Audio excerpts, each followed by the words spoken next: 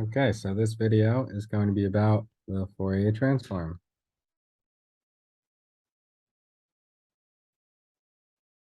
Okay, so we're going to talk about the Fourier transform. We're going to derive the expression for the Fourier transform in this video.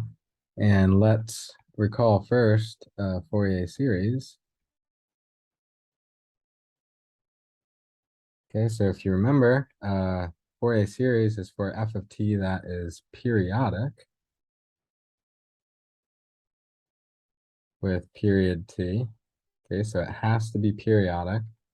And we know the fundamental frequency is omega naught, which is 2 pi over t. Okay. And in that case, then we can write f of t as the Fourier series of sub n e to the j n omega naught t. Okay, we even have an expression for the Fourier series coefficients. Okay, it's just 1 over t times an integral over the period of f of t e to the negative j n omega naught t dt. Okay, and we even saw that for an LTI system,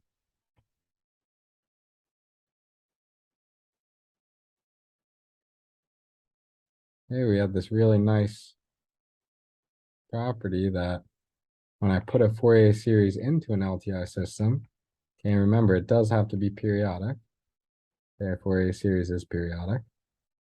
When I put it into an LTI system with frequency response h of omega, what I get out is another Fourier series. Okay, where the Fourier series coefficient f sub n gets multiplied by h of n omega naught, and then I have e to the j and omega naught t. Let me give myself a little more room.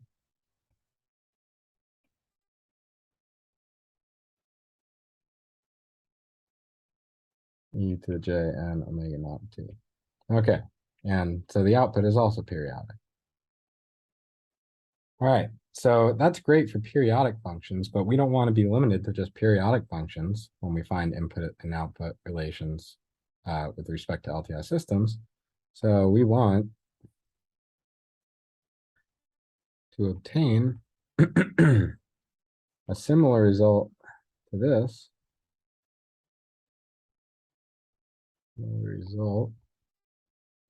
But with non-periodic, or sometimes called aperiodic, just another word for non-periodic, with aperiodic functions.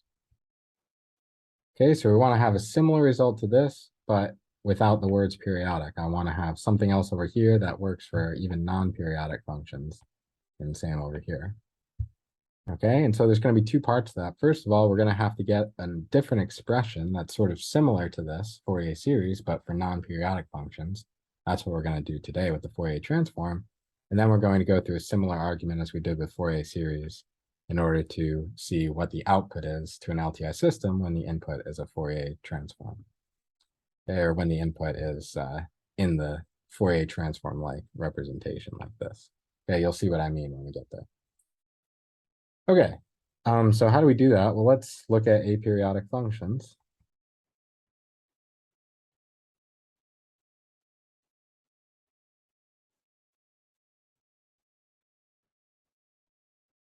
Okay, and let's just look at a specific example so we have something to kind of draw through this whole process. And I'm just going to pick a function that kind of slopes up and then slopes down. Okay, so it's clearly aperiodic. It does not repeat. It just keeps getting kind of lower and lower in each direction. I'll call that f of t, okay, kind of like a tent.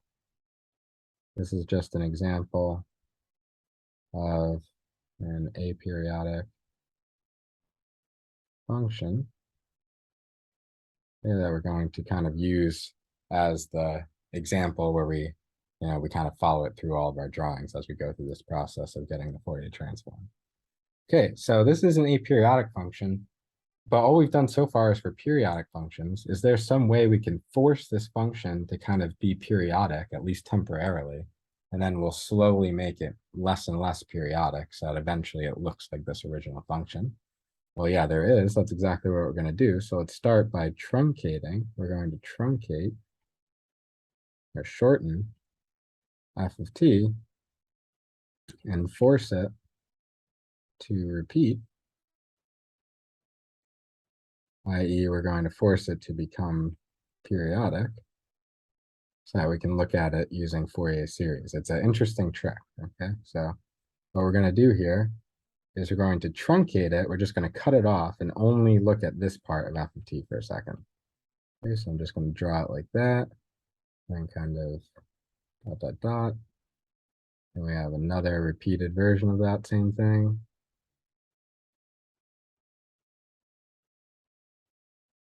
And so far, you probably have no idea why we're doing this, but don't worry, I will see what this gets us in the end. Okay, so I'm going to truncate it just that little bit. I'm going to call this one period. This is my period t. And I'm going to call this function f hat of t. Okay, I'm just going to put a hat on it. So it's not f of t, but it's sort of related. Okay, so let me just write that down. So f hat of t is the truncated, repeated version of f of t. Okay, and how is this ever going to help us get back f of t? Well, what we're going to do is just eventually, once we get expressions involving f hat, we're going to let this period t get bigger and bigger until eventually these bars move so far to the left that what like one intermediate mode would be like this, right? Maybe I've truncated it to just be there now, and I repeat that. And slowly and slowly, we're going to move these bars farther and farther to the left and right until eventually it's just going to look like our original function. Right? Imagine I take these bars and just keep moving them slowly to the right, increasing the period of f hat. Eventually, it's going to just look like my original function. And so in the limit, we're going to be able to say things about our original function f of t, even though it's not periodic. Okay, so that is the plan. Let me just write that. So we will eventually let t go to infinity, this period, we're going to let go to infinity to make f hat of t actually equal f of t for as many values of t as desired.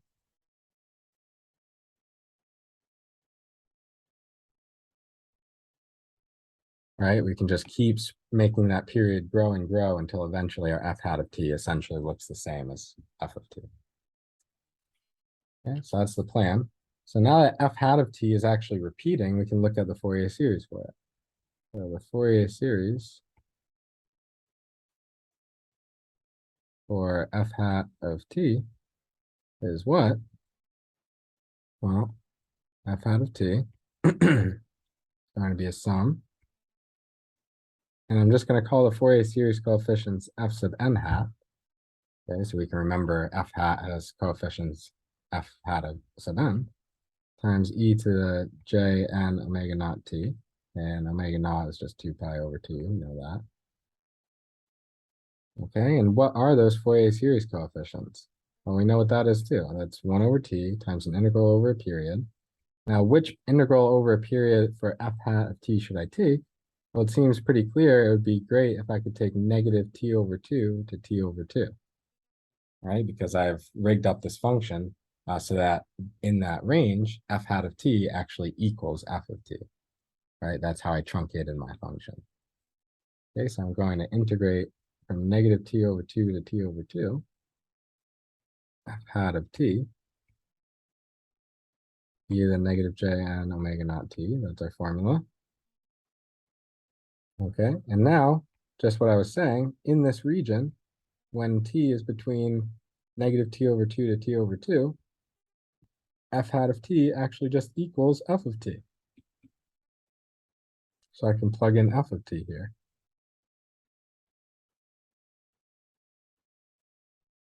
And now I'm going to put everything in terms of omega naught. So 1 over t, what's that? Well, it's just omega naught divided by 2 pi, right? What's t over 2? Well, t over 2, t is just 2 pi over omega. And so this is just pi over omega naught, or sorry, 2 pi over 2 omega naught, so it's pi over omega naught. This is negative pi over omega naught, up to pi over omega naught, f of t, e to the negative j and omega naught t dt. Okay. And just to remind you what we're going to do, we're not going to do it yet, but we want to let t go to infinity. Okay, in other words, we're going to let omega naught go to 0. Okay, so when we do let omega naught go to 0, we'll see how these omega naughts are affected, but at the very least, we can see these bounds are going to go from negative infinity to infinity. Okay, so that's where we're going with this. We're not going to do it yet, but I just thought I'd mention that again here. So now let's define a new function.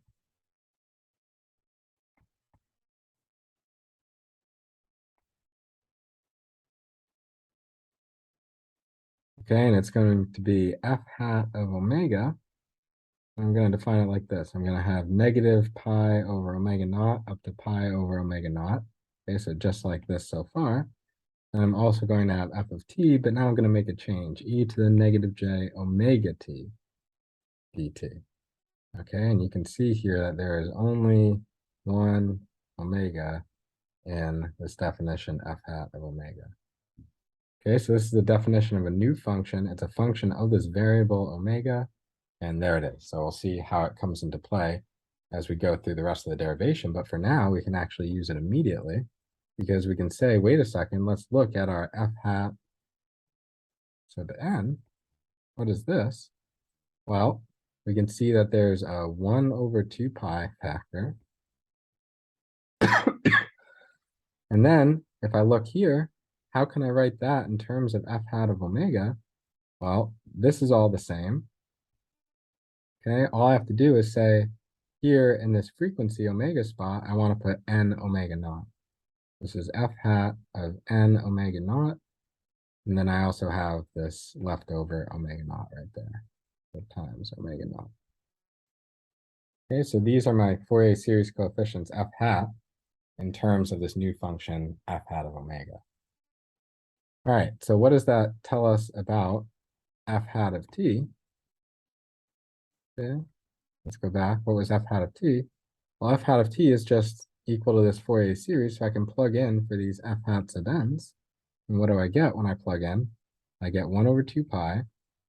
I get the sum from the Fourier series. Okay, I get the f hat of n omega naught. I have the e to the j n omega naught from the t from the Fourier series, and then times this omega naught at the end. And what does this look like? Well, we now have a sum of a function here of n times omega naught, and I'm multiplying by omega naught, and we want to let omega naught get really small. Does this remind you of anything? Well, we can recall the Riemann integral.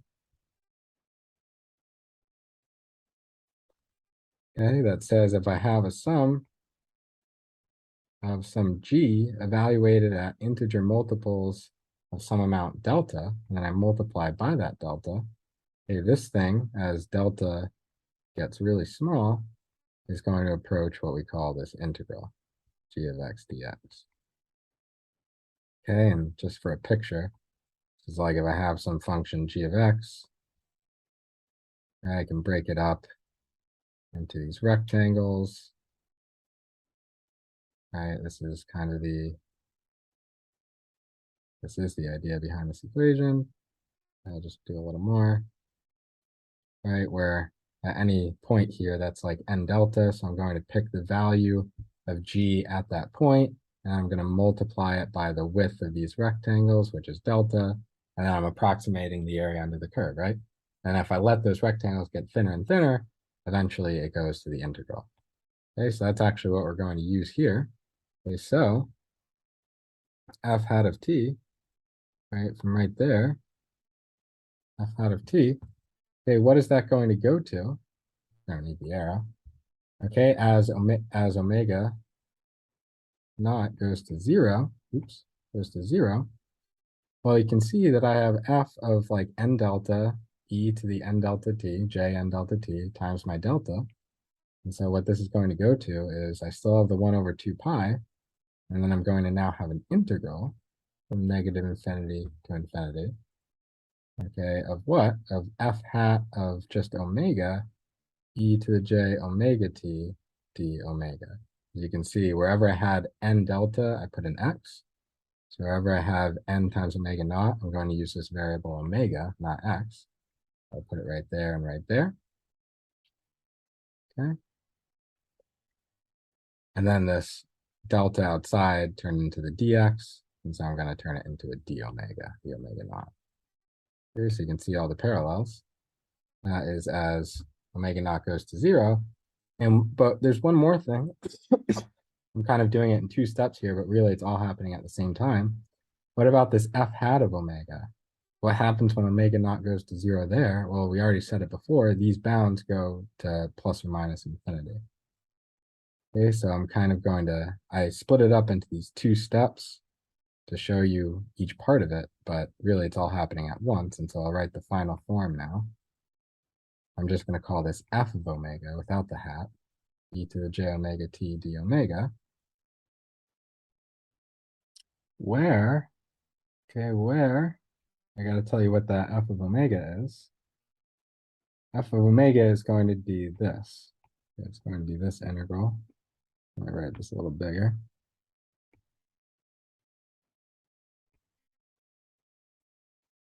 Okay, that integral f of t, e to the negative j omega t dt.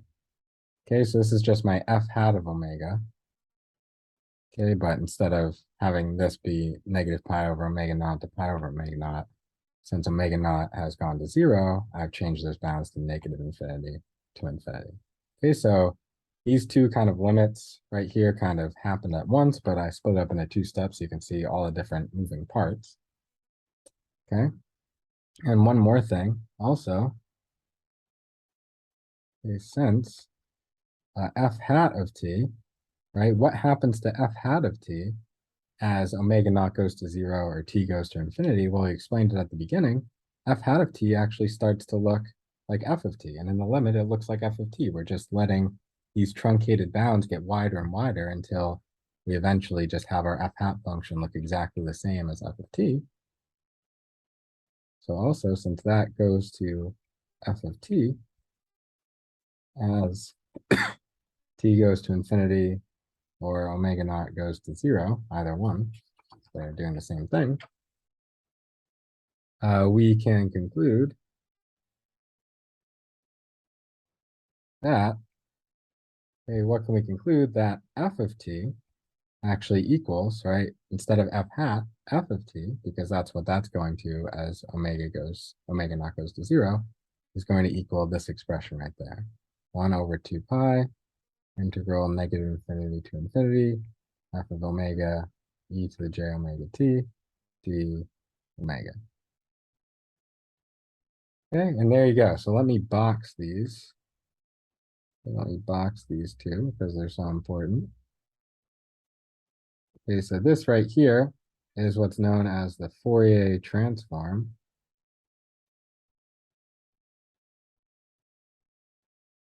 of f of t. Okay, and we get f of omega. And this right here is going the other way. You're given f of omega, you want f of t. So we call that the inverse Fourier transform of f of omega. Okay. So there you go. So those are the 2 main equations for Fourier transforms. And how do we denote this relationship? We write f of t with this double arrow again, f of omega, to indicate that these are Fourier transform pairs, as we say, Fourier transform pairs. And we're going to be building up a large library of common Fourier transform pairs as we go through the course.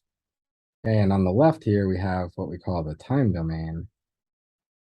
And on the right, we have what we call the frequency domain. And I'll be, explaining more of that as we go on. Okay, but that is the Fourier transform. So we have now these two equations. If you're given f of t, you can get the Fourier transform f of omega, and then you can always convert back to get f of t. So you can go both ways using the Fourier transform or inverse Fourier transform equations. Okay, and there you go. So we're going to be using this for the rest of the course. And so let's look at an example. Okay, so let's say f of t is e to the negative absolute value of t. Okay, what does that look like? Well, this is actually sort of the function we've been dealing with as our example. It looks sort of like this. And it's clearly not periodic. Let's find the Fourier transform.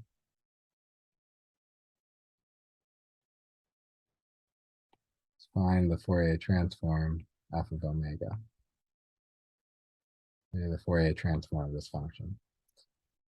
So we see that f of omega is going to be this integral. Okay, so we're going to have the integral from negative infinity to infinity of f of t, e to the negative j omega t dt. Okay, and now we can plug in for what f of t is. It's just e to the negative absolute value of t, e to the negative j omega t dt. Okay. Now, how do we deal with that absolute value of t? Well, the easiest way is actually to split up the integral to say, okay, absolute value of t, when t is negative, it's just negative t. And when t is positive, it's t. So absolute value of t just equals t. If t is non-negative, and it equals negative t if t is negative. Right? Just looks like this. Okay? So we're going to split up our integral to negative infinity to 0. And in that range, absolute value of t is just negative t. But with this negative sign, I just get e to the t, e to the negative j omega naught t dt, plus the integral from 0 to infinity of e when t is positive here. Absolute value t is just t, so I'll get negative t, e to the negative j t dt. All right, let me combine the exponents a little bit. So I'm going to get e to the 1 minus j omega times t dt. And then e to the negative 1 plus j omega t dt. All right, just combining those exponents. Now let's do the integral. So we're going to get 1 over 1 minus j omega times e to the 1 minus j omega t from negative infinity to 0, plus 1 over negative 1 plus j omega, e to the negative 1 plus j omega t from 0 to infinity. Okay, so how do we plug in these limits? Well, when I plug in 0 for t, I just get 1 here. What happens when I plug in negative infinity? I actually take some care. So let's think about it for a second. Let's look at this expression. Okay, e to the t times e to the negative j omega t. What happens as t goes to negative infinity? Well, as t goes to negative infinity for this function, right, you can see as t goes to negative infinity, this just goes to 0. This function, though, as t goes to negative infinity, it's just doing a loop around in the complex plane, right? It's a complex exponential. This just keeps going around and around and around. It never actually converges to anything. The magnitude always equals 1, though. The magnitude equals 1. So if I multiply something that's going to 0 with something that has magnitude 1, the total magnitude is going to go to 0. So eventually this number does go to 0. Okay, and we'll see limits like this more in the class as we go on. And so when I plug in this negative infinity, this number does go to 0. Okay, but we need this e to the t outside. If it was just this number, it wouldn't converge to any limit at all. Okay, so what do I get here? I get 1 over 1 minus j omega. When I plug in 0, I get 1. When I plug in this, I get 0. So there you go, that's it. And now what about over here? What happens when I plug in, this is e to the negative t, e to the negative j omega t. What happens when I try and take this limit as t goes to infinity? Well, this function here is now a decaying exponential. So as t goes to infinity, that goes to 0. And again, this thing just goes around and around and around in the complex plane. It never converges, but the magnitude is always 1. So I multiply something going to 0 with something that always has magnitude 1. The total magnitude's going to 0. So that number actually converges to 0, just like the other one. Okay, so when I plug in infinity here, I get 0, and then I subtract what I get when I plug in 0, which is just 1. And so that subtraction, that negative sign, will cancel that one. I get plus 1 over 1 plus j omega. And I can put these over a common denominator. So I get 1 plus j omega plus 1 minus j omega over the product of the denominators, which is just 1. And then j times j is negative 1 times that negative is a positive. So I just get 1 plus omega squared. Right, the cross terms cancel. 1 times that minus 1 times that cancels. So I just get 1 squared plus negative j omega times j omega, which is that. And now numerator has some cancellation too, and I get 2 over 1 plus omega squared. Okay, so there it is. That is the Fourier transform of e to the negative absolute value of t. Let me just summarize it. So e to the negative absolute value of t is a Fourier transform pair with the function 2 over 1 plus omega squared. Okay, and that is an example of, like I said, what we call a Fourier transform pair. Two functions that are Fourier transforms of each other, and we'll be seeing a lot more of these as the class goes on. Okay, so that's all I had for this video, and I will see you in the next one.